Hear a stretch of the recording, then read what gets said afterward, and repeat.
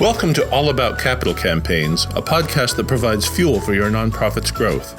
Each week, hosts Andrea Kihlstedt and Amy Eisenstein, co-founders of the Capital Campaign Toolkit, provide practical tips about raising more money for your nonprofit organization. The Capital Campaign Toolkit is a support system for nonprofit leaders who are running capital campaigns. At capitalcampaigntoolkit.com, you can download a step-by-step guide for your capital campaign and get many other free resources. Here are your hosts, Amy and Andrea.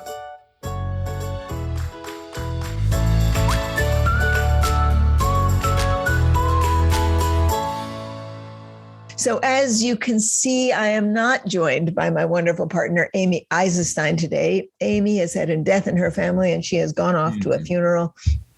And we have asked our wonderful colleague, Kent Stroman, to join us. Kent is one of the Capital Campaign Toolkit advisors.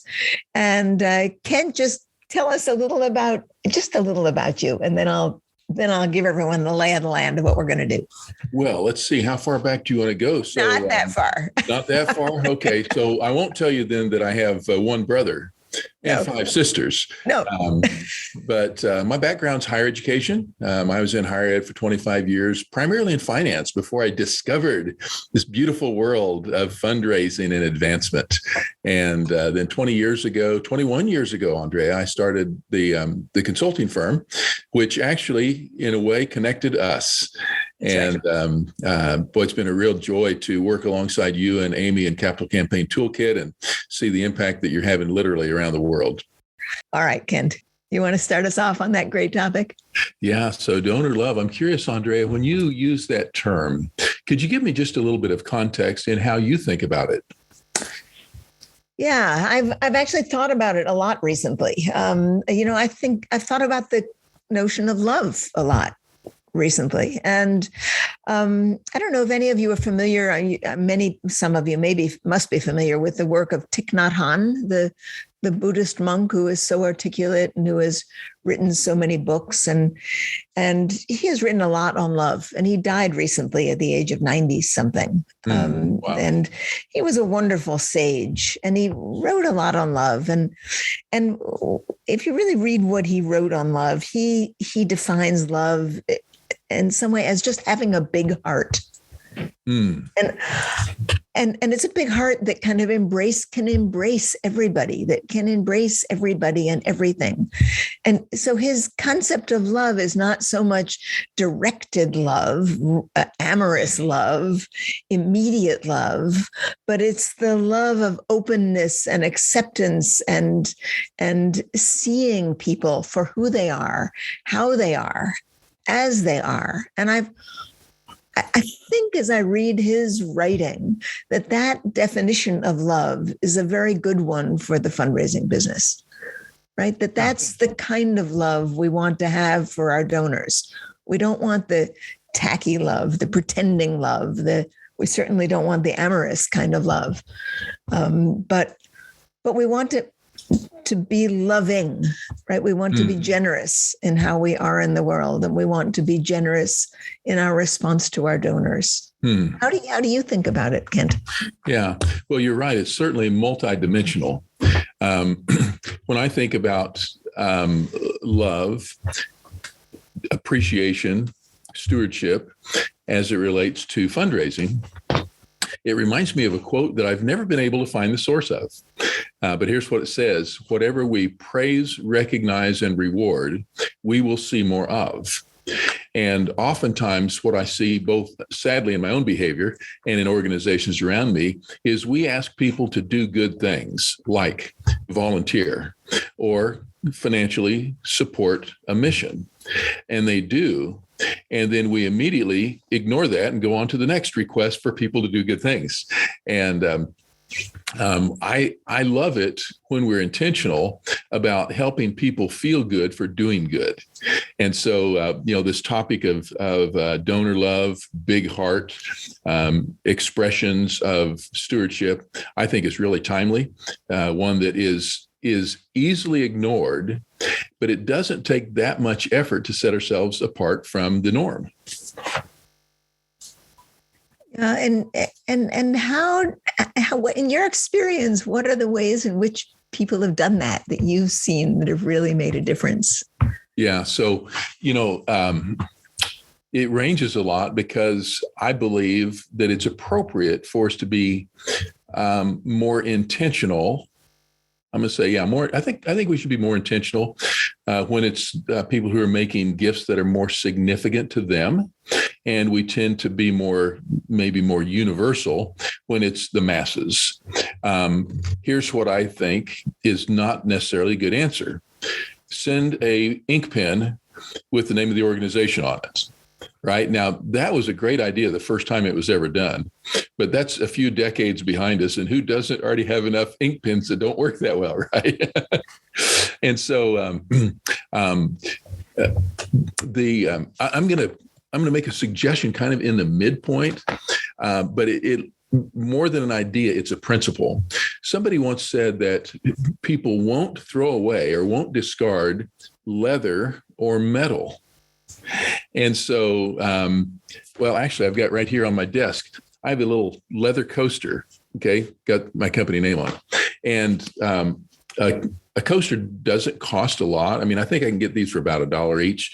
That may be more than what we'd want to use, but ask yourself, is there something that's durable and will have a long-lasting impression, a positive impression?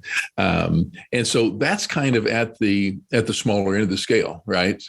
When we think about the other end of the scale, and in my experience, this is sometimes harder. How do we say thank you in an appropriate way to somebody whose resources may eclipse our own resources, right? And can I share 2 words that I think are really powerful in that, Andrea? Please. So I'm going to share 6-letter word and then a 3-letter word. So 6 letters, notice, NOTICE. I think if we want to thank somebody in a way that's appropriate to them, then we should notice what they notice. What is it in their surroundings that captures your attention? Somebody said, if you want to know a person's heart, notice what they notice. And so notice. Pay attention, be attentive, and let the recognition be appropriate to that particular individual. The second one, and Andrea, I know you're not going to be at all surprised when I share my 3-letter word, because this might be my favorite 3-letter word, and it's ask, ASK. And so, actually, I was in a conference years ago. And one of the trustees of a very large, very prominent foundation made this comment as it related to donor recognition and thanks. He said, here's what we don't want. Please don't send us another plaque. He said, we already have closets full of plaques. And when you do that, we appreciate your intention, but whatever you spend on it is wasted. He said, if you want to know how we'd like to be thanked, ask us. And I thought, well, that's brilliant. Why didn't I think of that? But I've had some really engaging conversations as I've thanked people for their gift, and then just ask in a very sincere fashion, how could we say thank you? And oftentimes that stimulates conversation and unfolds a layer of what's within their heart that's different than what we've talked about, in order to even to the point of getting that $1 million or $2 million or $5 million gift in the first place. So 6 letters and 3 letters. Maybe there's some guidance there. Yeah, thank you, Kent. That's, you always have a way with words. I always learn something when you share your nuggets like that. The idea of asking someone as a way of appreciating them is such an interesting idea. We always think about asking people for gifts, but we don't think about asking people how they want to be recognized. Right. And combining that with noticing people. But for much of my adult life, I have always found myself wanting in being a gift giver. Some people look to me like they are natural gift givers, like they always pick the perfect gift. right? That they have a knack for it. And I've often felt like I haven't done that well in my life. It just hasn't. I have a daughter who just is amazing at it. She manages always to find the perfect gift at the perfect time for people. And in recent years, much to my delight, now, I'm about to be 77. So it's a long time of my life that went on without having done this. But I bet in the last 5 or 10 years, I've actually gotten much better at it. And I think the reason I've gotten better at it is because I am doing better at noticing people. I'm doing better at noticing, which is what you bring up. And I think that's the key to recognizing anyone, right? That, do you really want a Starbucks card or a pen or a whatever? Wouldn't you rather, or wouldn't your donor rather have a note or an email that notices them, that lets them know that you have seen who they are and you have seen the generosity in their hearts, right? Yeah. Wouldn't that be a better way to do it? Right now, I'm not against sending brownies at the Toolkit. We actually send people brownies. We like to celebrate by sending people brownies. We do that and we believe in it, and it's nice and it's fun and everybody likes it. But actually taking the time to look at someone and say, Kent, what I so appreciate your ability to wordsmith in a way that you can put a message out there so that I will remember it. I suspect is a better thank you to you than any box of candy I could send. And right? You're very good at that. Thank you, Andrea. Well, to me, it's the heart of donor recognition. I mean, I bring it up here, not because it's some other topic, of course, but because if we get better at actually looking at and seeing our donors and start to understand their patterns and start to understand why they give and start to actually see or ask them to share what is in their heart when they make those gifts, then even small gestures will be big thanks for them. Yeah. Right. Yeah. Now, I told you before, Kent, that I have a story of a big gesture, and I do want to share that. I do have a story of a big gesture with one of my clients years ago. I did a campaign for a hospital. It was the first campaign this hospital had done in many, many, many years. And I don't know, it was to build a new women's wing, women's health wing. And there was a woman whose name was Becky. Becky had been a nurse herself, and she had served on the volunteer committee, women's auxiliary or whatever they called it. And then she was invited to serve on the board. And this campaign came along, and Becky, who was a very capable woman who was retired, took hold of that campaign lock, stock, and barrel. I mean, she worked endlessly and tiredly to make that campaign successful. And it was incredibly successful. She worked with the board. She worked with the development director. She worked with the head of the hospital for 2.5, 3 years. She worked to make that campaign successful. At the end of the campaign, someone on the board decided that they needed a way to recognize Becky for all of her remarkable work. And he went to all of his colleagues on the board quietly, and he put together a fund that took Becky and her husband to Italy for 2 weeks. Oh, wow. All expense paid trip, because he knew that they had wanted to do that. Right. What a gift. Yes. Right. What a remarkable gift. Yeah. It wasn't hospital money. It was personal money from her colleagues put together to do something that she had talked about wanting to do. I mean, she was just knocked out by it. And they had a wonderful time. The board felt great. She felt great. So that was a huge, big gesture, but an appropriate one. Yeah, that's great. Well, I can give you an example on the other end of the spectrum. And I mentioned that I was in higher ed for a number of years. And during that time, the university started a nursing program. And there was one lady who had been extremely generous for a variety of reasons to the program. And I'd been in Lois's home many times. She lived alone. She had had a very successful career. She did not want for material possessions. And it was one of those things where going in her home, you thought, what thing can you give her? There wasn't a thing you could give her. But I knew what she loved. She loved nursing. And so when it was time, I think this was the second or third class of nursing students to graduate, and they have this special ceremony, right? And so when that happened, I got a snapshot of it. And I went to Walmart. This is a high dollar store. I went to Walmart and bought a frame for an 8x10 picture. And I asked all of the graduates just to write their name on that photograph. And then one of the graduates, young nurse, went with me, and we knocked on the door. Of course, I made arrangements, but we knocked on the door of Lois's home. Her caregiver invited us in.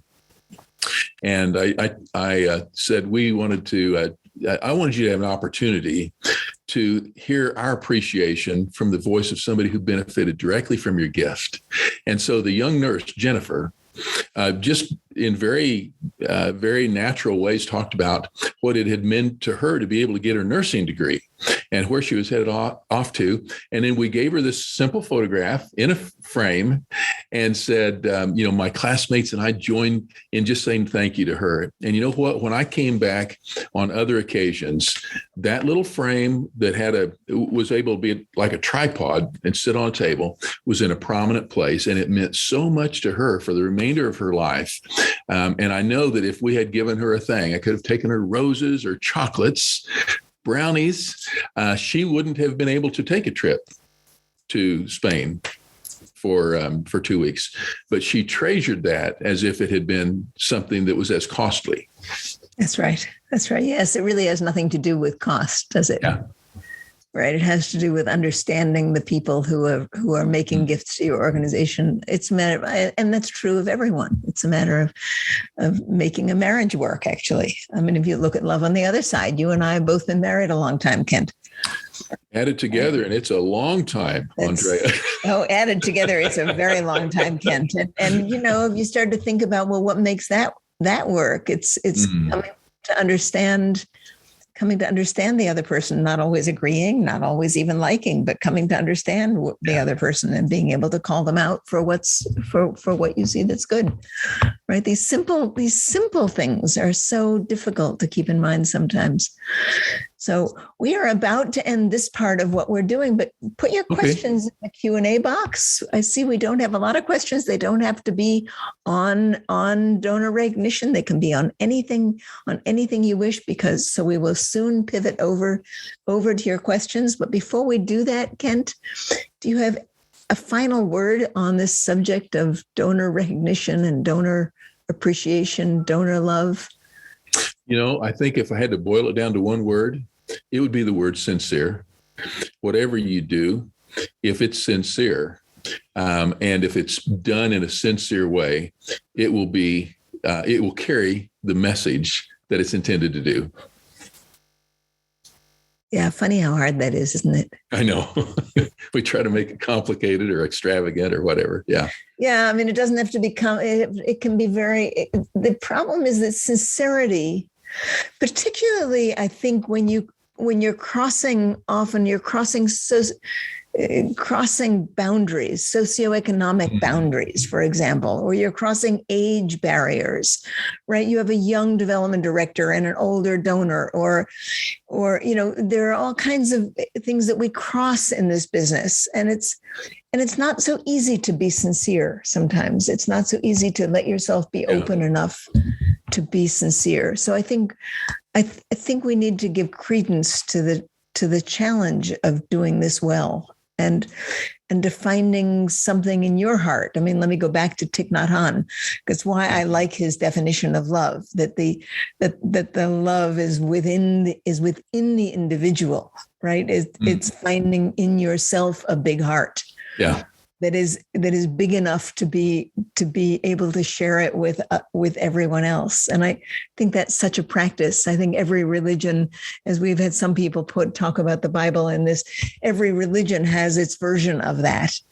But I think if you can hold on to that notion and express it in your fundraising practice, this business goes from being about money to being about something far more powerful and moving, both to you, the development person, and to the donor, right? The giver, that everyone is giving in this exchange.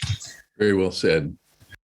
Kent Stroman, thank you so much for being such a sage and smart and insightful and articulate human being. We are privileged to have you on the Toolkit team. Well, it's fun to work with you, Andrea. And this was really a robust conversation, not just between the two of us, but with everybody on the call today. And what a fun, over 100 people. What fun. I know, fun, right? So thanks to all of you for being with us. Amy is missing you, and we'll be back next week with you all. And we look forward to seeing you all then. So, thanks, Andrea. Bye-bye.